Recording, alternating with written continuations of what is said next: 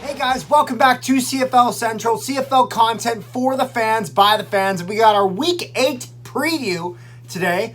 If you haven't seen the last video, it's just going to be me here. Jake had some stuff come up, so yeah, But first, before we get into that, we got to talk about today's sponsor, which is BetStamp. Now, BetStamp is not a traditional sports betting website. It does not offer you one money line. It will actually offer you many money lines from a variety of sources and other betting websites. So that way you can make the most for every bet you make. So make sure when you download it from the App Store, or if you use the link in the description below to the website, you will use code CFL Central, so that way they know that you're coming from us and you're saving money. So that way you can make the most out of your bets and get the biggest possible payout instead of whatever just your app will offer you. So thanks again to BetStamp for sponsoring this video. Let's get back into it.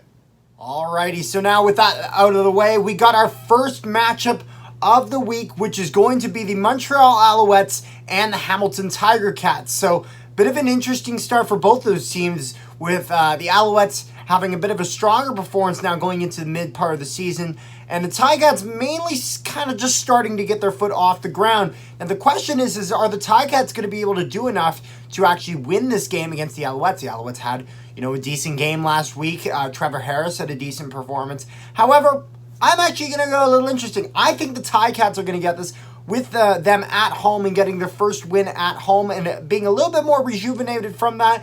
I think they're actually going to take it to the Alouettes, and I think we're going to have a very, very close game. However, I think the Tiger Cats are going to come on top.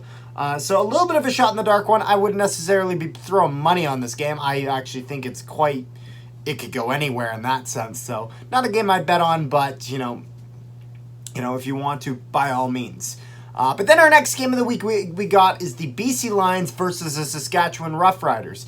Now, this will be interesting, as I think this will be a turning point. I think this will be, besides the Bombers, I think this will be BC's first loss. I actually think the Riders can get this done if they get all their defensive players back and Fajardo. So I want to make this clear. If Fajardo's back and some of the other key pieces of that defense, I think Saskatchewan takes that game. So a healthy Saskatchewan, I think, wins this on their home field.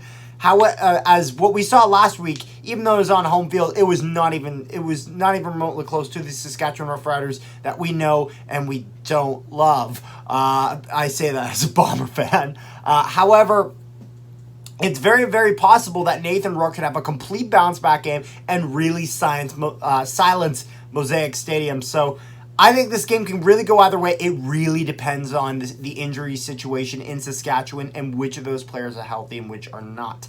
So our next game, though, are the Bombers and the Stamps. So this will be probably the most difficult game the Bombers have had so far, maybe with the exception of the Lions game in terms of expectations going into it, as obviously the Bombers won over the Stampeders when they played at home. However, the Bombers have been known to play better at home than they have on the road, although they've played pretty darn good on the road as well.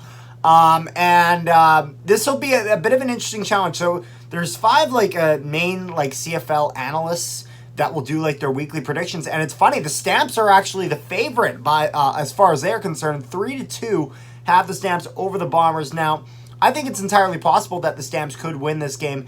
However, I don't know if I see the Bombers folding that easy. Bombers have gone 7-0 with some tough opponents for a reason. And I don't think Calgary stops that yet. So I actually think the Bombers will take this one over the Stampeders. However, I think it's going to be a very, very close game. I'm talking less than 4 points. I think we're going to see a really close game and a really good game coming from McMahon Stadium. And now our last game of the week, though, is going to be the Ottawa Red Blacks versus the Toronto Argonauts. So, what do I even think about this? The Argonauts got a win last week and the week prior over the Riders both times. They swept the series against them. And, however, the last week performance, despite Andrew Harris getting that 10,000 yards, career yards on his achievement. Actually, he did not get 10,000 last game. 10,000 yards in his career.